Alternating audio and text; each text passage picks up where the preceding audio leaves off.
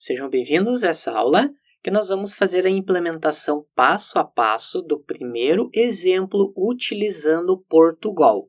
E vamos começar com um exemplo bastante simples, que o objetivo é só você entender como funcionam as entradas, o processamento e a saída, que basicamente todos os programas de computadores utilizam essas três etapas.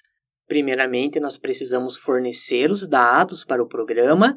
Logo na sequência, é necessário realizar algum tipo de cálculo ou algum tipo de processamento. E, por fim, nós vamos enviar a resposta para o usuário. E o nosso primeiro exemplo é a leitura de dois números. Isso quer dizer que a entrada para o programa serão dois números. Executar e mostrar o resultado das seguintes operações: adição, subtração, multiplicação e divisão. É bem importante que você identifique as três etapas. As entradas são os dois números que o usuário vai digitar. O processamento é a adição, subtração, multiplicação e a divisão. E a saída é mostrar o resultado para o usuário. Vamos agora abrir o Portugal Web Studio. Nós podemos clicar em Novo Arquivo. Perceba que uma nova janela é aberta com o nome sem título. Nós podemos clicar em cima desse nome para nós renomearmos. Eu vou chamar de Entrada 1. Clicamos em OK. Ele mudou o nome do arquivo. Eu recomendo que você salve cada um desses arquivos no seu próprio computador, pois dessa forma você vai conseguir recuperar esse código posteriormente. Para isso é só nós clicarmos nesse botão, salva uma cópia do programa atual no computador. Clicamos nesse botão, perceba que o processo de download é iniciado, e temos essa extensão .por, que significa Portugal. Por padrão, esse arquivo é salvo na pasta Downloads. Perceba que nós temos o arquivo entrada1.por. E você pode notar que esse arquivo está com esse ícone, que é o ícone do Portugal Studio. Ou seja, caso você queira, você pode fazer a instalação na sua própria máquina e ao invés de utilizar o browser, você pode utilizar a ferramenta, porém você vai precisar fazer a instalação. Para termos uma visualização melhor, podemos aumentar o zoom diretamente no browser. Vou deixar com o tamanho 150. Note que é criada essa estrutura básica. Primeiramente, temos o programa e essa chave indica o início e o final do bloco. Assim como nós havíamos visto na linguagem natural, que nós colocávamos um texto à frente do outro para indicar que um comando está dentro de outro comando. Isso indica que nós abrimos o programa nessa chave e fechamos o programa nessa outra chave. Dentro do programa temos uma função chamada início. Isso indica que aqui dentro que nós vamos fazer toda a digitação dos códigos. Na sequência, nós teremos um módulo específico sobre funções. Você vai entender melhor o que é exatamente essa função chamada início. Caso você queira escrever uma mensagem para o usuário, é só nós digitarmos escreva e dentro dos parênteses nós podemos colocar uma mensagem qualquer. Por exemplo, este é o primeiro programa em Portugal. Podemos executar. Note que é mostrada essa mensagem aqui embaixo. Este é o primeiro programa em Portugal. E na sequência temos essa mensagem padrão, programa finalizado. Caso você não queira executar uma linha de código ou fazer comentários, você pode digitar duas barras. Note que ele fica nessa cor cinza, o que indica que esse comando não será executado. Executamos novamente, perceba que a mensagem não é mais exibida. primeiro passo, nós vamos precisar guardar os valores desse problema. Relembrando que nós temos o valor 1 e o valor 2 que o usuário vai digitar. E você pode escolher entre valores inteiros ou valores reais. Relembrando que um valor inteiro não tem casas decimais e um valor real possui casas decimais, como por exemplo 5.3, 5.4 e assim por diante. Você pode clicar nesse botão da documentação. Perceba que aqui nós podemos observar os tipos de dados, como por exemplo o inteiro. Tem exemplos de como que você pode fazer a declaração e temos o número real. Nesse exemplo, vamos utilizar números reais, o que indica que nós podemos ter números com casas depois da vírgula. Para nós declararmos a variável, primeiramente identificamos o tipo, real, valor 1, real, valor 2.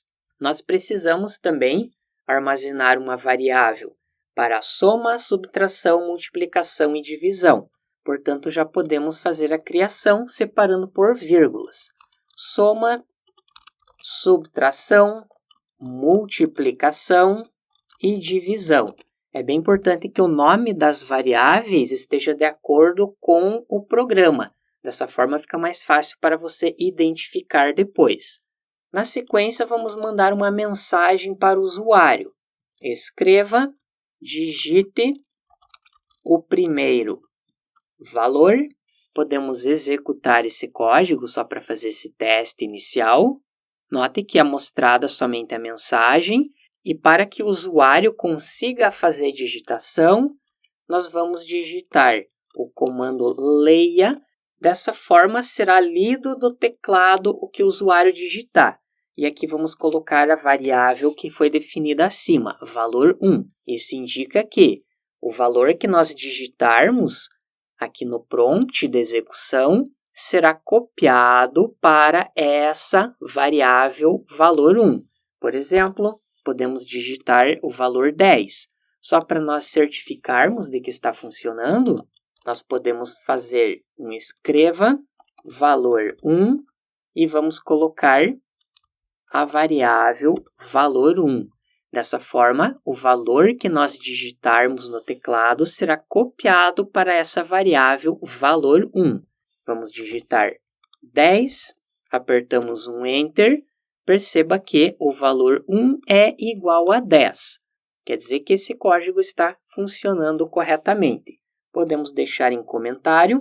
Vamos fazer novamente o comando escreva, digite o segundo valor e vamos fazer a leitura do valor 2.